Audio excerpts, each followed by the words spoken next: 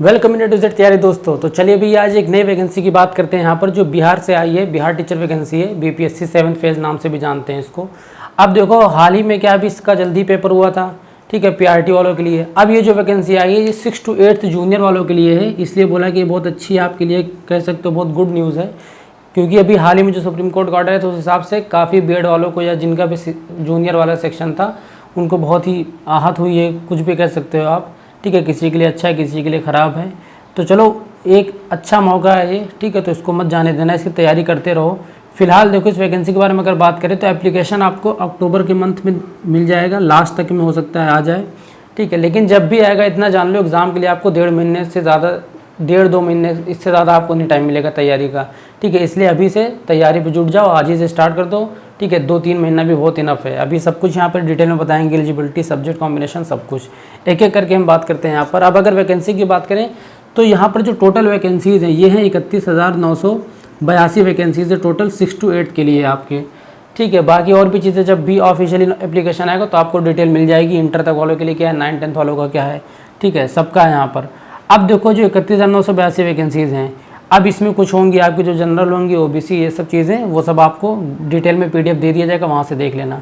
फिलहाल हम समझते हैं कि कौन कौन इस पेपर को दे सकता है। मतलब अगर हम एलिजिबिलिटी की बात करें यहाँ पर तो एलिजिबिलिटी को बहुत अच्छे से समझिएगा, क्योंकि यहाँ पर फिलहाल ये मौका सबके लिए अच्छा है, चाहे आप बीटीसी की हो, चाहे आप डीएलएड की हो, चाहे आपने बीएड किया हो, ठीक है। तो सबसे अच्छा जिनको भी 6 to 8 साल अभी तक वैकेंसी नहीं देखने को मिल रही थी वो इसको अच्छे से समझेंगे। अगर हम एलिजिबिलिटी की बात करें तो सबसे पहली बात तो आपका सीटेट का पेपर 2 क्लियर होना चाहिए, ठीक है। ये तो सेंट्रल लेवल की बात होगी। अगर आप बिहार से हैं, आपने बिहार का पेपर दिया है तो बिहार का टेट जो होगा वो भी पेपर 2 आपका क्लियर होना चाहिए 6 to 8 के लिए, ठीक है। ये चीज़ हर जगह मानी जाती है, चाहे केवीएस हो या फिर यूपी का हो, चाहे बिहार का हो, कहीं का भी, किसी भी स्टेट का हो।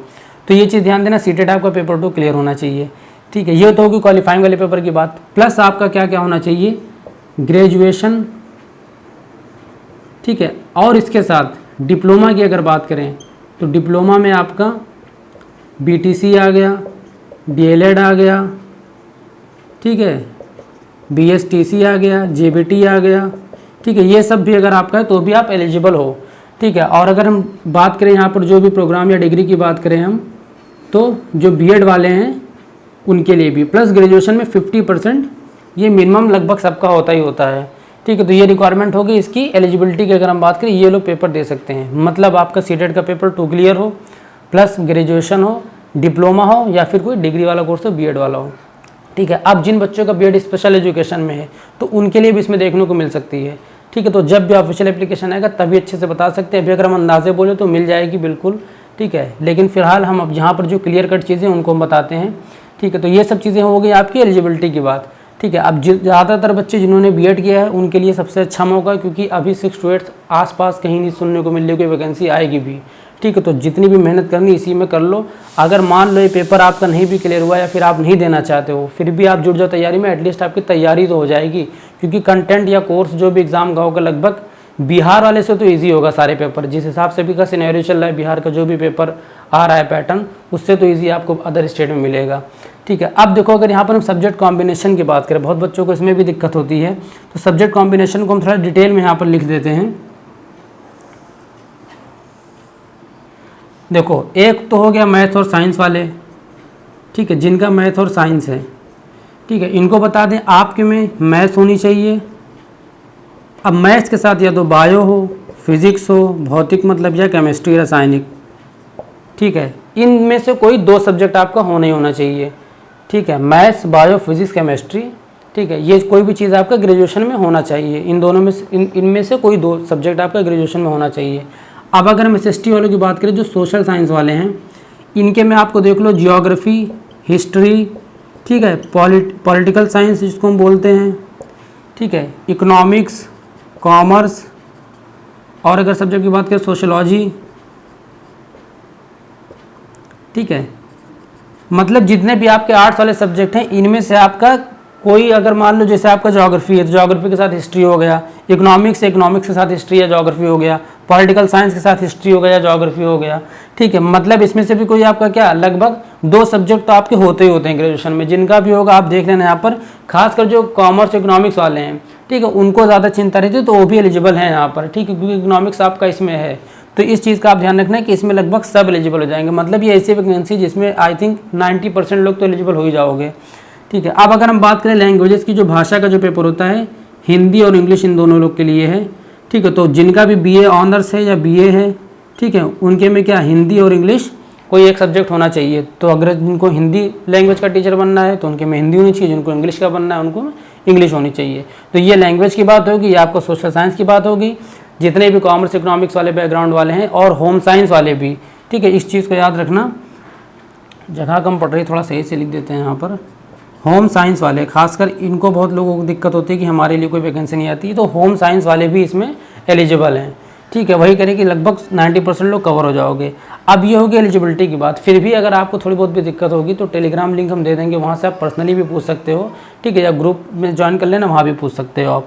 अब ये तो होगी हमारी एलिजिबिलिटी के सब्जेक्ट कॉम्बिनेशन की बात होगी। अब अगर हम एग्ज़ाम के मोड की बात करें तो जो हमारा एग्ज़ाम मोड होगा, ठीक है, अब उसको ज़्यादा लिखना क्या, सिंपली से बता देते हैं, ऑफलाइन मोड होगा। ठीक है, मतलब वो MR वाला आपको गोला बनाना पड़ेगा आपको। ठीक है, जितना टाइम आपका जाएगा गोला भरने में जाएगा। तो ऑफलाइन मोड होगा, प्लस अगर लोकेशन की बात करें तो आपका बिहार हो जाएगा लोकेशन। ठीक है, ये तो होगी इसके एग्ज़ाम मोड और लोकेशन की बात। ठीक है, रही बात अगर नेगेटिव मार्किंग की देखें एग्ज़ाम पैटर्न की, तो नेगेटिव मार्किंग इसमें नहीं होगी। ठीक है, इस चीज़ का याद रखना। अब हम बात करते हैं एग्ज़ाम पैटर्न को थोड़ा डिटेल में समझेंगे, क्योंकि इसका जो एग्ज़ाम होता है थोड़ा अच्छे लेवल पे होता है। ठीक है, मतलब अगर आपने इसको तैयार कर लिया तो लगभग आपका मान के चलिए, चाहे सुपर टेट हो या KVS का कोई भी पेपर होगा, आपका 50 से 60% वहाँ से भी कवर हो जाएगा। ठीक है, अब अगर हम एग्ज़ाम पैटर्न की बात करें, हम इसको काम करते पूरा चार्ट आपको लिए बना देते हैं। ठीक है, फिर उसको डिटेल में समझाएंगे। अब देखो यहाँ पर हम समझते हैं जो इसका एग्ज़ाम पैटर्न होगा, टोटल 220 मार्क्स का ये पेपर होगा आपका। अब इसमें जो 100 नंबर का पेपर होगा वो आता है आपका भाषा से, मतलब 2 पेपर होंगे, ये आपका पेपर 1 होगा, ये आपका मेन पेपर हो गया, पेपर 2 हो गया। अब देखो यहाँ पर जो 100 नंबर का आएगा उसमें से किस हिसाब से पूछता है। पहला सेक्शन आपका इंग्लिश का आएगा, जहाँ से आपको 25 क्वेश्चन देखने को मिल जाएंगे 25 मार्क्स के। ठीक है, मतलब एक क्वेश्चन 1 मार्क्स का। और जो दूसरा होगा उसमें या तो आपकी में हिंदी हो या फिर आप बंगला लो या फिर उर्दू लो, मतलब इन तीनों भाषा में से कोई एक भाषा आपको चूज़ करना पड़ेगा, जो कि आएगी 75 मार्क्स की, मतलब 75 क्वेश्चंस। ठीक है, तो अब देखो घबराओ मत, ये वाला आपका सबसे ईजी पड़ेगा, क्योंकि इसमें क्वालिफाई के लिए आपको बस 30 मार्क्स चाहिए। ठीक है, अगर 30 मार्क्स आपके आ गए तो अब आपका मेन पेपर यहाँ से चेक हो जाएगा। अगर यहाँ पर आपका 30 से कम होगा तो इसमें चाहे आप 120 में 120 या 122 भी ले आओगे ना, तो भी ये पेपर नहीं चेक होगा। तो इस चीज़ को अच्छे से ध्यान देना, इंग्लिश और हिंदी पे फोकस करना। अब देखो अगर थोड़ा बहुत हम बताएं तो इंग्लिश और हिंदी की है, पढ़ तो आप बचपन ही से रहे हो, तो हो सके कि जितने भी बिहार के जितने भी पेपर हैं जिसमें हिंदी इंग्लिश पूछता है, ठीक है, लगभग उनको पढ़ लेना, टीचिंग लेवल वाले। ठीक है, BTET पेपर 2 के हिसाब से भी पढ़ लेना। ठीक है, तो प्रीवियस ईयर क्वेश्चन उन सबको लगा लेना, आपको एक अंदाज़ा हो जाएगा किस टाइप का इसमें से क्वेश्चन पूछा जाता है। ठीक है, अब देखो यहाँ पर अगर हम बात करें जो मेन पेपर है, ये आपका होगा 120 मार्क्स का। इसमें देखो क्या होगा, एक होगा कॉमन पेपर जो सारे बच्चे देंगे, चाहे किसी भी बैकग्राउंड से हो, चाहे वो मैथ से हो, चाहे SST से हो, ठीक है, या फिर इंग्लिश और हिंदी भाषा से हो, तो भी उनको क्या है कॉमन पेपर देना पड़ेगा, जो कि आएगी 40 मार्क्स की। अब इसमें क्या क्या पूछेगा, आपका मैथ्स आ जाएगी, ठीक है, रीजनिंग आ जाएगी, GS आ जाएगी, और EVS पूछ सकता है, एनवायरमेंटल साइंस थोड़ी बहुत भी पूछ लेगा। ठीक है, अब ये सब जिनको भी तैयार करना है, अगर आपको मैथ्स वगैरह पढ़ना है तो आप एक बार प्लेलिस्ट में चेक कर लेना।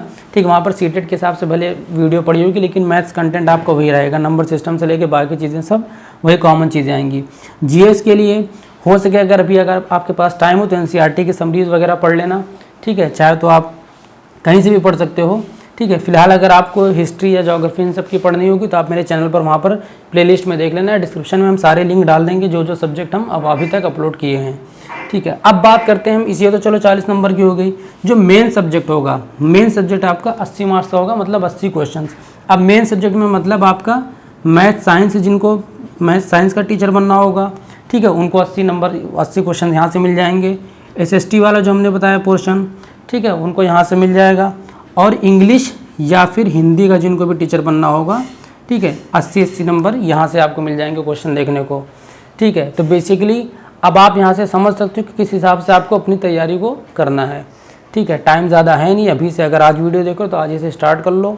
ठीक है, खासकर जो 6 to 8 वाले हैं, ठीक है, PRT वालों के पास तो भी ऑप्शन है, आप पढ़ो चाहे ना पढ़ो तो बहुत ऑप्शन है आपके पास।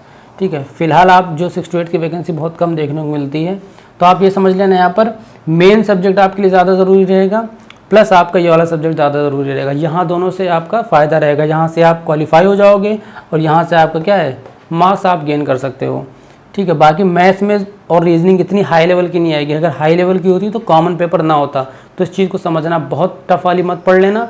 कॉमन जो सीटेट पेपर 2 या बिहार टेट पेपर 2 के लिए होती है, लगभग उतना इनफ है आपके लिए, ठीक है। चलो फिर अब ये होगी। और बाकी जो बच्चे SST वाले हैं, तो आप हो सके तो NCERT की मैं वीडियोस डालता रहता हूँ, हिस्ट्री ज्योग्राफी दोनों की। क्लास 6 से स्टार्ट किया है, अभी 8 तक जाएगी, तो उसको ज़रूर एक बार आप देख लेना, डिस्क्रिप्शन में लिंक चेक कर लेना सारे। चलो फिर अब आज के लिए इतना ही है। बाकी और भी ऐसे अपडेट्स के लिए आप चैनल को सब्सक्राइब कर सकते हो। और अगर आपको अपनी तैयारी करनी है, खासकर टीचिंग एग्ज़ाम्स की, तो आप हमारे चैनल से जुड़ जाओ, धीरे धीरे आपका सब कुछ तैयार करवाते चले जाएंगे। तो चलो फिर मिलते हैं नेक्स्ट वीडियो में। फिलहाल CDP वगैरह की वीडियो भी चल रही है, तो जिनको सीटेट पेपर 1 या पेपर 2 की तैयारी कर रहे हैं, तो आप CDP मैथ्स भी हमारे चैनल से पढ़ सकते हो। चलो फिर मिलते हैं नेक्स्ट वीडियो में। Bye bye.